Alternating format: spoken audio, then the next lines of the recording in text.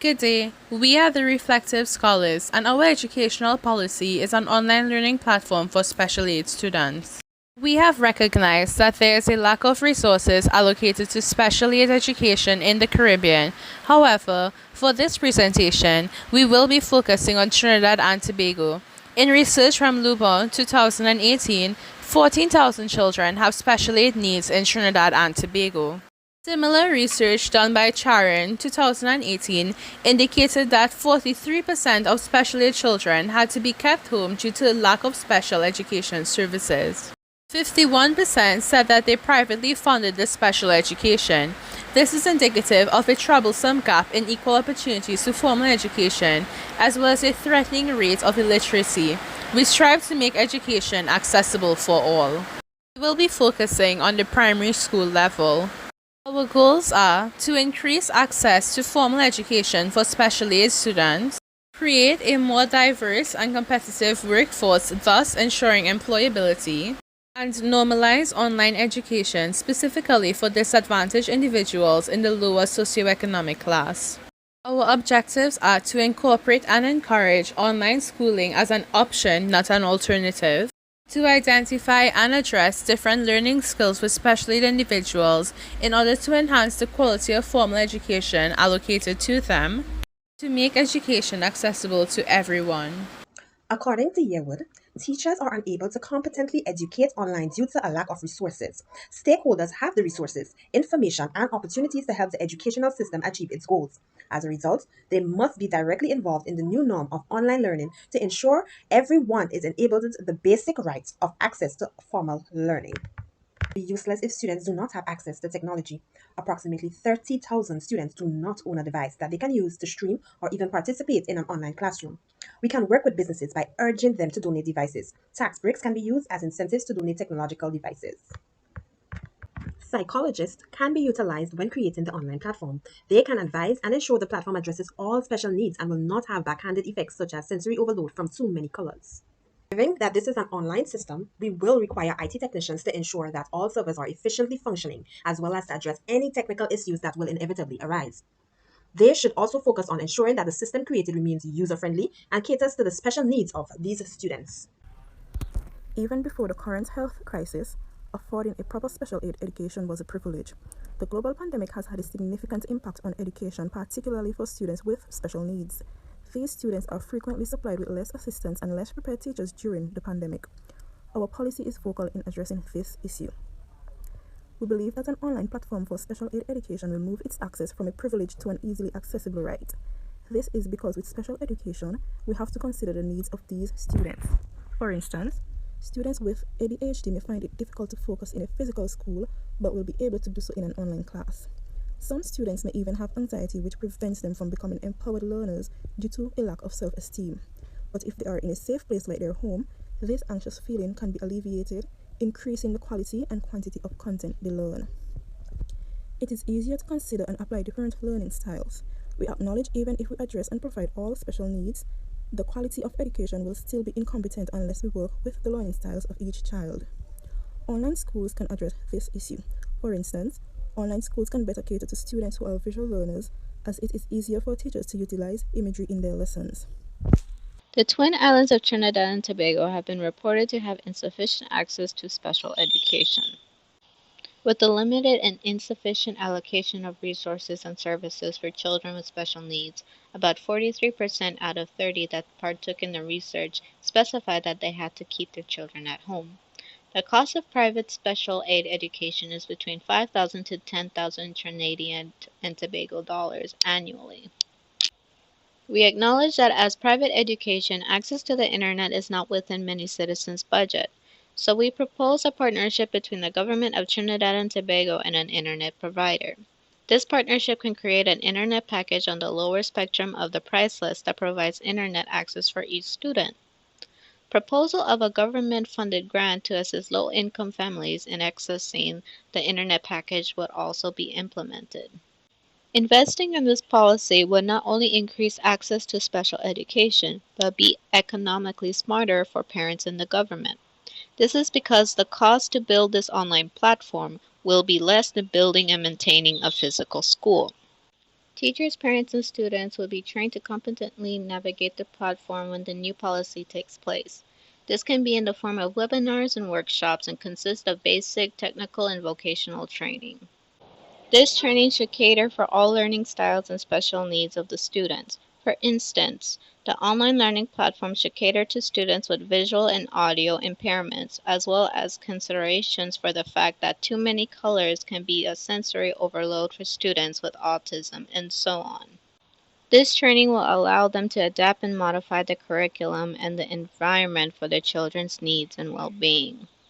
During the current pandemic, it is the most efficient way to educate children without risking their health.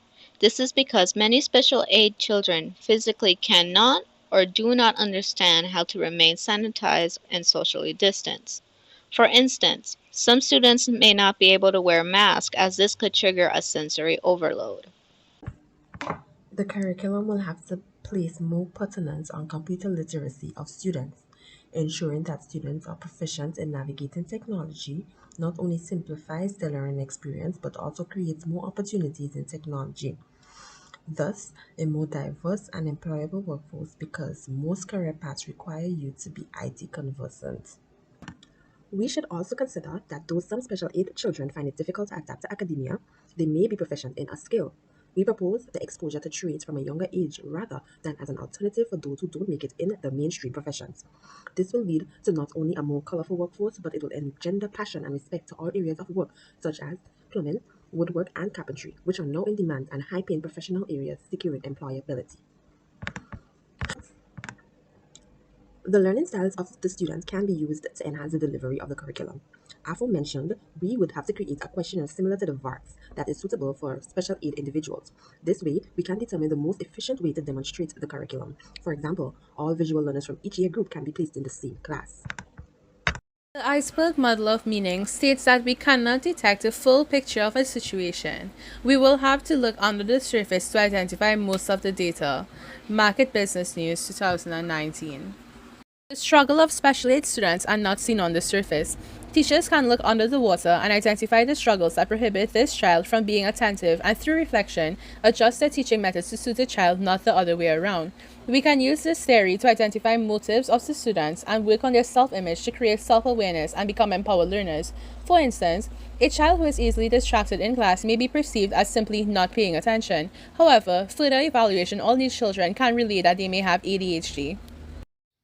Graham Gibbs created the Gibbs Reflective Cycle in 1988 to offer structure to learning from events. It provides a framework for analyzing experiences, and because of its cyclic character, it lends itself well to repeated encounters, allowing you to learn and prepare from things that went well or poorly. Gibbs's idea focuses on lifelong learning and educates students to reflect on their previous actions in order to enhance their performance in the future. It is divided into 6 stages: description, feelings, evaluation, analysis, conclusion, and action plan. The Gibbs cycle will be used to reflect on the influence of COVID-19 on the learning and overall academic experience. Teachers must ponder on how they would have educated the children, since they must ensure that their teaching techniques and the online platforms are always oriented to match students' demands. For instance, if there is a deaf individual in the class, auditory aids will be useless. There are 2 unique goals for reflection in teaching and learning according to Brookfield. Have a greater awareness of how power supports and distorts educational process, challenge beliefs and practices that appear to make our lives simpler on the surface but subtract from our best interests in the long run. Stephen Brookfield created the 4 lenses in the Brookfield model of reflection. Number 1, the autobiographical lens allows teachers to reflect on their own educational and learning experience with pupils. The examination of this learning experience will aid in uncovering preconceptions about how individuals learn, which will be ideal for special ed students who require particular attention because special education services are now given online rather than in person.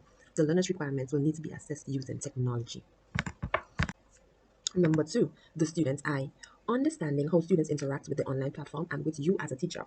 Being aware of any unique requirements that must be fulfilled, which are common among special aid students. Being conscious of any potential triggers or sensitive problems. Number 3, the theoretical context. Teachers should read to improve their understanding on how to deal with the special needs kids. Every day, new studies and ideas concerning special needs children emerge. Thus, instructors must continue to train and educate themselves on how to teach using online learning platforms, since this is the new standard. Number 4, the colleague's perspective. Listening to other people's thoughts and perspectives on an issue may be a valuable educational experience. Teachers for special needs can meet in groups to brainstorm new methods to make the online platform a success and how to make the experience a great one for the students.